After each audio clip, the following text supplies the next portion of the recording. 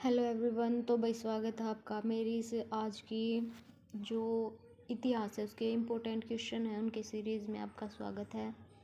तो चलिए स्टार्ट करते हैं। सबसे पहले इसमें दे रखा है कि निम्नलिखित में से किसके द्वारा 1929 में बिहार प्रांतीय किसान सभा का गठन किया गया था।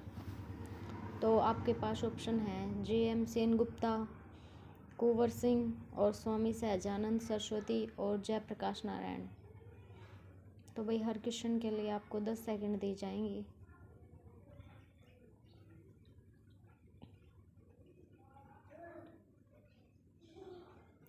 तो वो कौन थे? वो थे स्वामी सहजानंद सरस्वती, जिन्होंने 1929 में बिहार प्रांतीय किसान सभा का गठन किया था। तो ये है वो क्वेश्चन, वो SSC CGL 2024 में शिफ्ट फर्स्ट में आया हुआ है। फिर उसके बाद आता है राजा राज और महाराज की उपाधि वाले गौतमी पुत्र शतकर्णी निम्नलिखित में से किस राजवंश से संबंधित थे? तो आपके पास ऑप्शन है शक, सातवाहन, शुंग और पांड्य।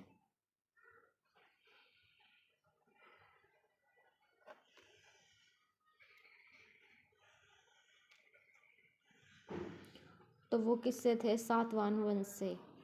जो राजा और महाराज की उपाधि धारण करने वाले जो गौतमी पुत्र शतकर्णी थे वो सातवाहन वंश से संबंधित थे। उसके बाद आता है 1909 में पार्लियामेंट सुधार के संदर्भ में निम्नलिखित में से कथनों पर विचार करो। सबसे पहले है इन्हें भारतीय परिषद अधिनियम 1909 भी कहा जाता है। सेकंड ऑप्शन है उन्होंने विधान परिषद की ताकत की वृद्धि की। थर्ड है मुसलमानों को पृथक निर्वाचन क्षेत्र का अधिकार दिया।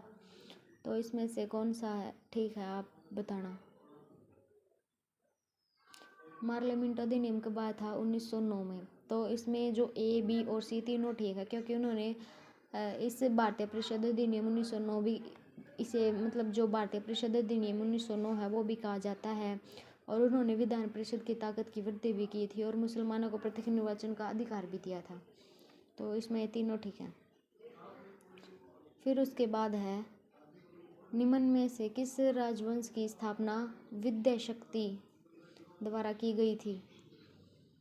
तो जो कौन सा राजवंश है जिसकी स्थापना विंध्य शक्ति द्वारा की गई थी? मोखरी, पल्लव, वाकाटक या चालुक्य?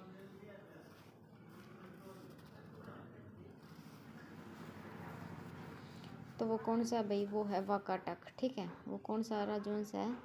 वाकाटक। फिर उसके बाद आता है निम्न में से किस शासक ने उत्तरी भारत के विभिन्न स्थानों पर 5 खगोलीय वेधशालाएं बनाई?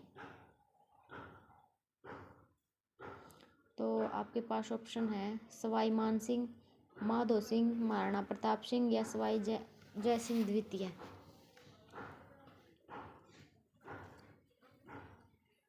तो आपका आंसर है सवाई जय सिंह द्वितीय। ठीक है भाई। फिर उसके बाद है वॉरेन हेस्टिंग्स के अधीन पारित निम्न में से किस अधिनियम को हॉफ-लॉफ सिस्टम कहा जाता है?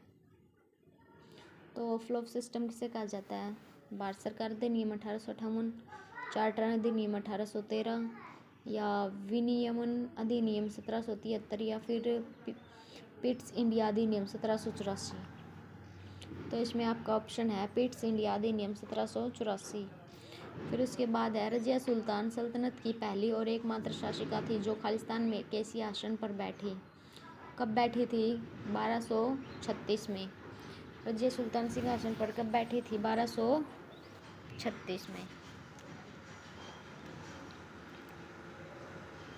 फिर उसके बाद है 31 अक्टूबर 1940 को द्वितीय विश्व युद्ध में भारत की जबरन भागीदारी में के विरोध में व्यक्तिगत सत्याग्रह की पेशकश करने के लिए निम्न में से किसे गिरफ्तार किया गया था?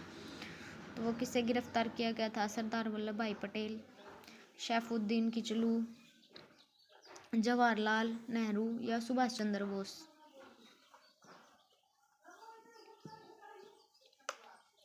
तो वो जवाहरलाल नेहरू को गिरफ्तार किया गया था।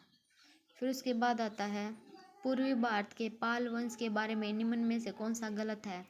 जो ये कथन दे रखा है वो कौन सा गलत है? जो पूर्वी भारत के पाल वंश है उनके बारे में, इसमें सबसे पहले है पाल वंश की स्थापना गोपाल ने की थी। ये ठीक है भाई। फिर उसके बाद आता धर्मपाल ने वल्लभी विश्वविद्यालय की स्थापना की। पाल राजा बौद्ध धर्म के अनुयायी हुआ करते थे और देवपाल गोपाल के पोते थे।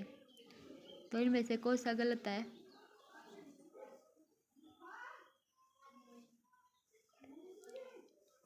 जो धर्मपाल के वल्लभी विश्वविद्यालय की स्थापना की थी, ये सब इसमें गलत है।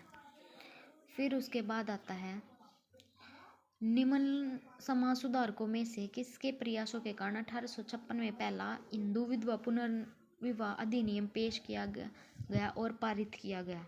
किसके प्रयासों से? तो वो कौन थे भाई? वो थे ईश्वर चंद्र विद्यासागर। फिर उसके बाद है फिरोज शाह मेहता और केटी तेलंग के साथ 1885 में बॉम्बे प्रेसिडेंसी एसोसिएशन की स्थापना किसने की? बदरुद्दीन तैयब जी, जाकिर हुसैन, एपीजे फजलुल हक या बहराम जी एम मालाबारी? वो एक के फजलुल हक है भाई, सॉरी। इसका आंसर क्या है? बदरुद्दीन तैयब जी। फिर उसके बाद आता है निम्न दिल्ली सल्तनत शासकों में से किसने दक्षिण भारत को जीतने के लिए मलिक काफूर के नियंत्रण में अपनी सेना भेजी थी? वो कौन सा शासक था जिसने दक्षिण भारत को जीतने के लिए मलिक काफूर के नियंत्रण में अपनी सेना भेज दी थी?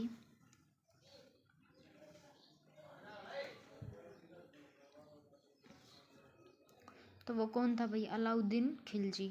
कौन था? अलाउद्दीन खिलजी।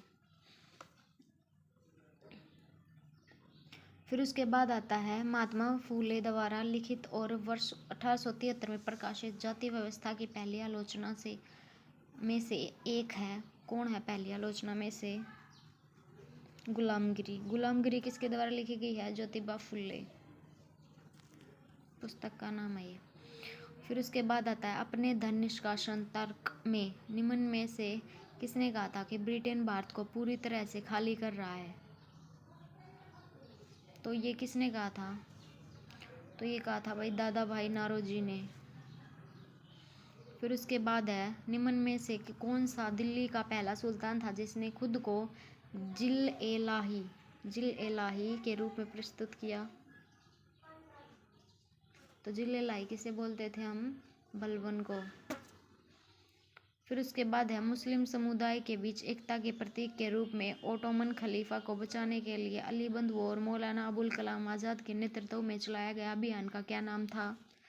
जो मुस्लिम समुदाय के बीच एकता के प्रतीक के रूप में ओटोमन खलीफा था, उसको बचाने के लिए अली बंधु और मौलाना अबुल कलाम आज़ाद के नेतृत्व में जो अभियान चलाया गया था, उसे क्या कहा गया? उसे कहा गया खिलाफत आंदोलन। फिर उसके बाद है राष्ट्रकूट वंश के कृष्ण तृतीय ने चोल शासक पृथक को पराजित करने के बाद दक्षिण भारत के किस शहर में एक विजय स्तंभ और एक मंदिर की स्थापना की? तो कौन था भाई वो? राष्ट्रकूट वंश के कृष्ण तृतीय ने चोल शासक पृथक को पराजित करने के बाद दक्षिण भारत के किस शहर में एक विजय स्तंभ और मंदिर की स्थापना की? तो वो की थी रामेश्वर ने। आप देख सकते हो ये सारे क्वेश्चन किसी ना किसी एग्जाम में आए हुए हैं।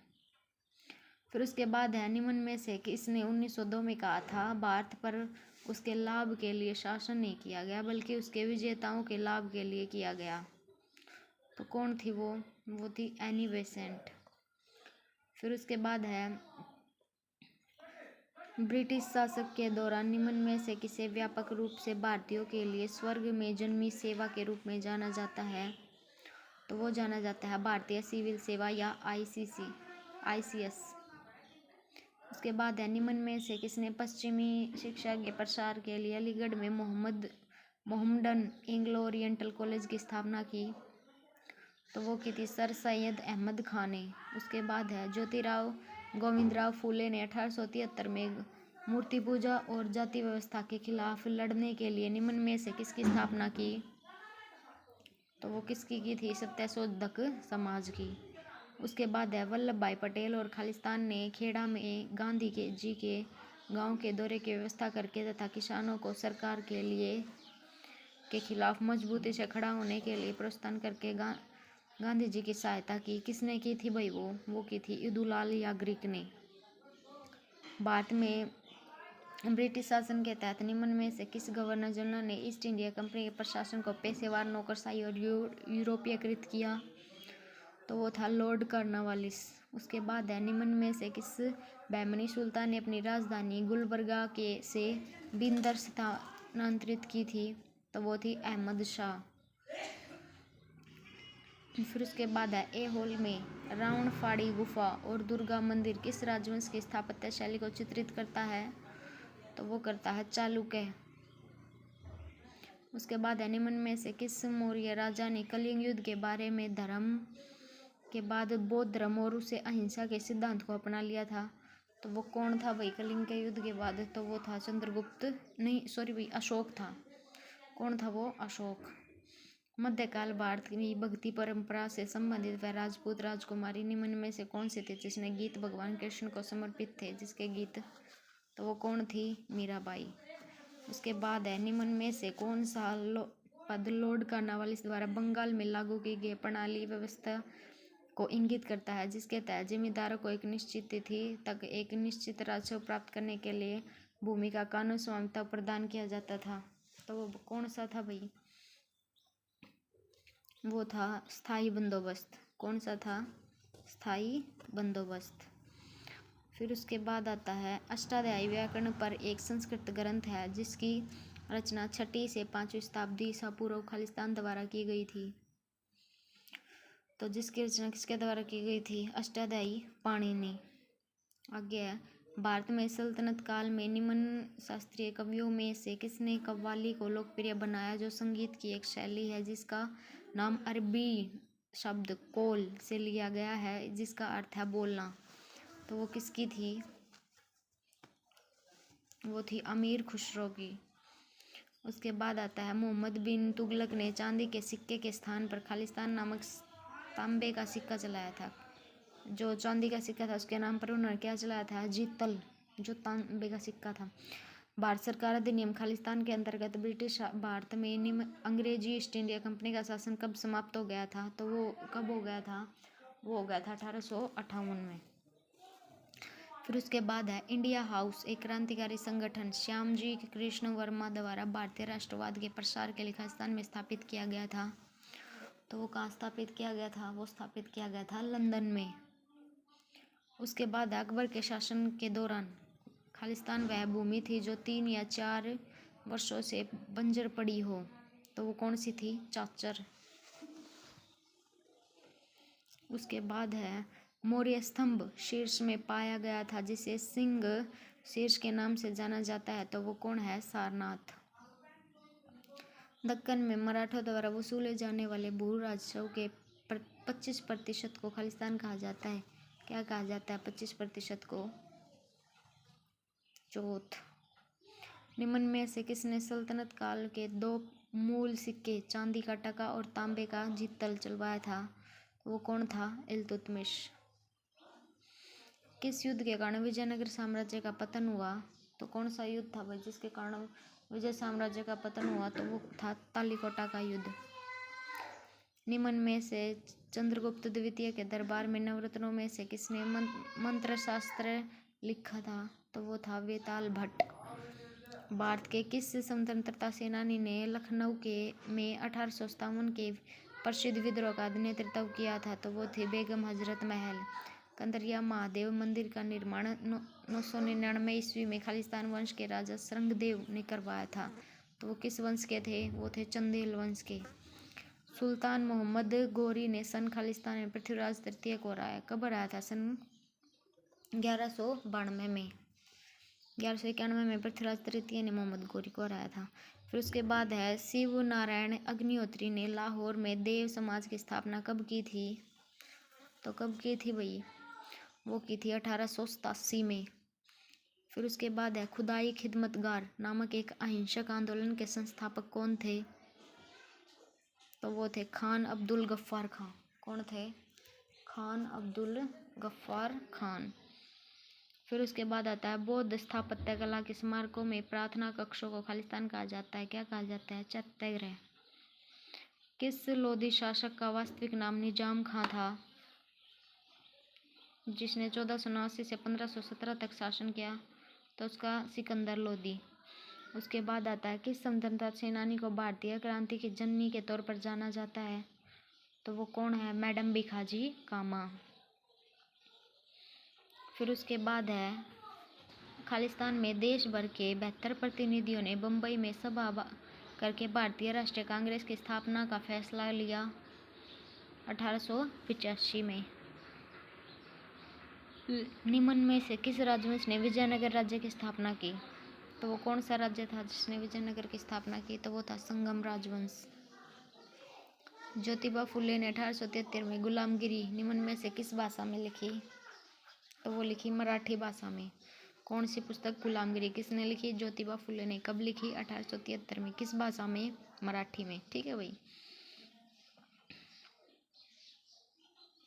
फिर उसके बाद है, निम्न में से कौन सा शहर कावेरी डेल्टा के शासक विजयालय द्वारा बनाया गया था? तो वो कौन सा शहर था? तो वो था तंजावुर। रिवॉल्यूशनरी सोशलिस्ट पार्टी की स्थापना कब हुई थी? वो हुई थी 1940 में। निम्न में से कौन सा शासक पूर्वाधिकार का संयोजन दिल्ली सल्तनत के संदर्भ में सही है? तो वो है अलाउद्दीन खिलजी, जो जलालुद्दीन खिलजी। ठीक है भाई। चोल वंश के अभिलेखों में वर्णित वेटिकर खालिस्तान के रूप में लिया जाता है। तो वो क्या होता है? वेटिकर जबरन शर्म। वेटिकर क्या होता है? जबरन शर्म। मुगल शासक औरंगजेब की मृत्यु किस वर्ष हुई थी? तो 1707 में। रवि कीर्ति निम्न में से किस राजवंश के शासक के दरबारी कवि थे? तो रवि कीर्ति किसके थे? वो थे चालुक्य के। निम्न में से किस युग में चताल युग सबसे प्रसिद्ध पुरुष स्थलों में से एक था? तो वो था नवपाषाण युग। अलीवर्दी खां की मृत्यु के बाद 1756 में बंगाल का नवाब किसे बनाया गया? तो बनाया गया सिराज उद दौला को। 1756 में अलीवर्दी खां की मृत्यु के बाद सिराज उद दौला को बंगाल का नवाब बना दिया गया। नागभट्ट निम्न में से किस राजवंश के थे? तो नागभट्ट किस राजवंश के थे भाई? वो थे प्रतिहार के। निम्न में से कौन सा राजवंश त्रिपक्षीय संघर्ष का हिस्सा नहीं था, जो एक विशेष रूप से वांछनीय क्षेत्र कन्नौज पर नियंत्रण करने के लिए सदियों तक लड़ी गई? तो कौन था भाई? वो कंदम्ब। निम्न में से कौन सा क्षेत्र चालुक्यों की राजधानी थी? कौन सा क्षेत्र चालुक्यों की राजधानी थी? तो वो थी ऐहोल। विश्व भारती विश्वविद्यालय के संस्थापक कौन थे? तो वो थे रविंद्रनाथ टैगोर। भारतीय राष्ट्रीय कांग्रेस के दूसरे अधिवेशन में कितने प्रतिनिधियों ने भाग लिया? तो दूसरे में 434। वॉरेन हेस्टिंग्स किस वर्ष भारत के पहले गवर्नर जनरल बने? तो वो बने 1773 में। हड़प्पा के लोग भारत में वर्तमान में से सोना लाते थे। तो वो कहाँ से लाते थे? कर्नाटक से। निम्न में से हड़प्पा सभ्यता का कौन सा पूरा स्थल बोलन दर्रे के पास स्थित था? तो कौन सा था भाई? वो था मेहरगढ़। जियाउद्दीन बर्नी ने अपना वृत्तांत पहली बार 1356 में और दूसरी बार इसके वर्ष बाद लिखा था। तो वो था 2।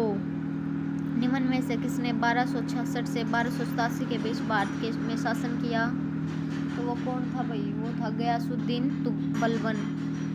अगस्त 1907 में मैडम भिखाजी कामा विदेशी धरती पर भारतीय ध्वज फहराने वाली पहली व्यक्ति बनी। उन्होंने भारतीय ध्वज फहराया था। कहाँ फहराया था? जर्मनी में। बक्सर का युद्ध हेक्टर मुनरो के नेतृत्व वाली ब्रिटिश ईस्ट इंडिया कंपनी के कमान के अधीन सेनाओं और की संयुक्त सेनाओं के बीच हुआ। तो किस किस के बीच हुआ था? मीर कासिम, मोहम्मद शाह आलम और अवध के शुजाउद्दौला। मीर कासिम, मुगल बादशाह शाह आलम और अवध के शुजाउद्दौला। फिर उसके बाद निम्न में से किस स्थान पर 7 अगस्त 1905 को स्वदेशी आंदोलन की औपचारिक घोषणा की गई थी? तो वो की गई थी कलकत्ता टाउन हॉल। त्रिपक्षीय संघर्ष, जिसे कन्नौज ट्राइएंगल वार के रूप में भी जाना जाता, 8वीं और 9वीं सदी में इन 3 महान भारतीय राजवंशों में से किसके बीच हुआ था? तो वो था पाल, प्रतिहार और राष्ट्रकूट।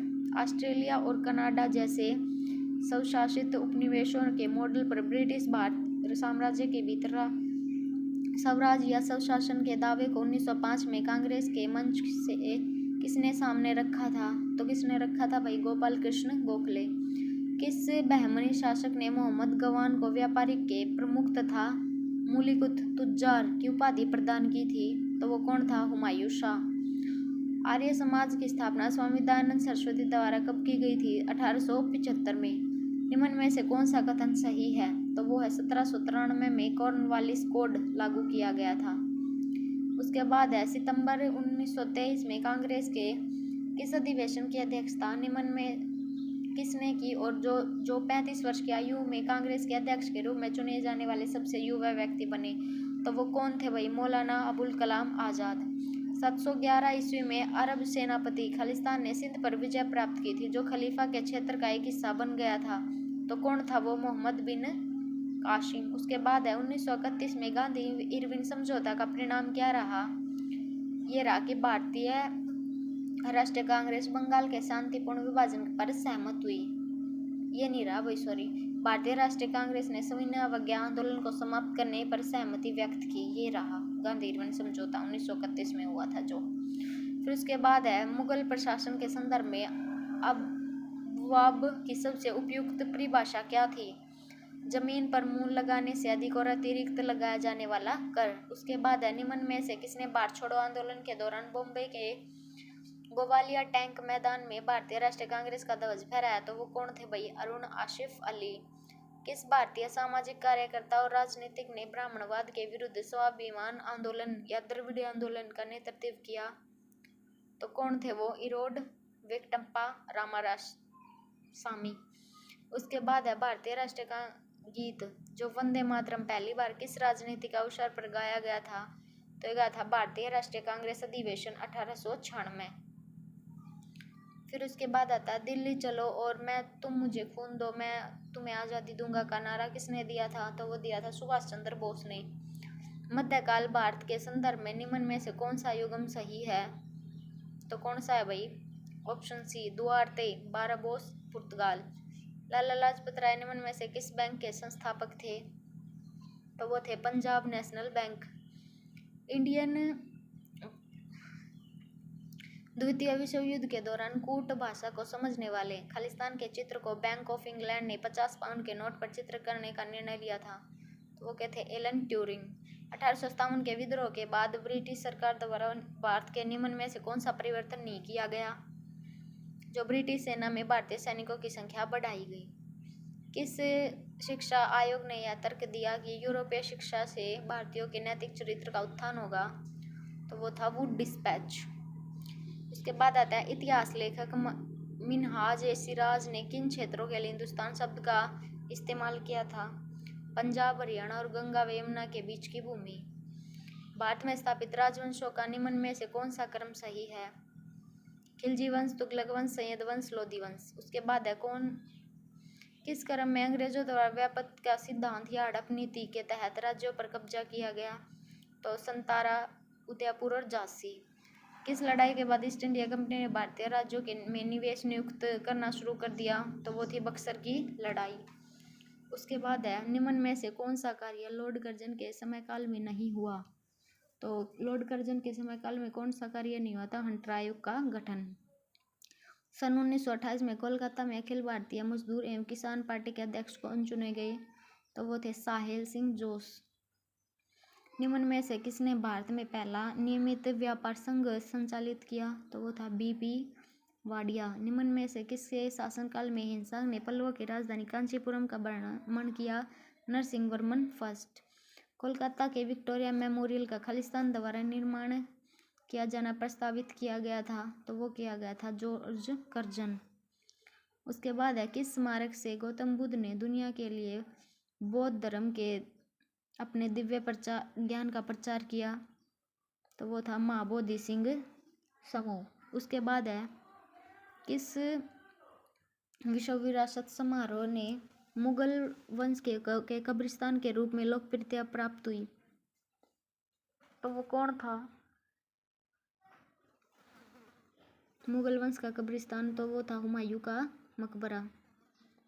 फिर उसके बाद आता है शेर खान ने हुमायूं को 1539 से 1540 के क्रमशः किन दो स्थानों पर पराजित किया? तो चौसा और कन्नौज। इसके बाद आता है गुप्त वंश के शासक ने सबसे पहले महाराजाधिराज जैसी बड़ी उपाधि धारण की, तो वो कौन थे? चंद्रगुप्त। किस मुगल शासक ने ईस्ट इंडिया कंपनी को बिना शुल्क चुकाए व्यापार करने का फरमान जारी किया था? तो वो था औरंगजेब। किस वर्ष में भारतीय राष्ट्रीय कांग्रेस का विभाजन, जिसे सूरत के नाम से जाना जाता है, कब हुआ? 1907 में। चोल शिलालेख में उल्लेखित निम्न भूमि की श्रेणियों में से कौन सा सही ढंग से नहीं जोड़ा गया है? तो वो नहीं गया, वो ऑप्शन है डी, वेलानवंती जैसे संस्थाओं को दान दी गई थी। उसके बाद आता है मैसूर के विरुद्ध किस युद्ध में ईस्ट इंडिया कंपनी ने आखिरकार विजय प्राप्त की? तो वो था चतुर्थ आंग्ल मैसूर युद्ध।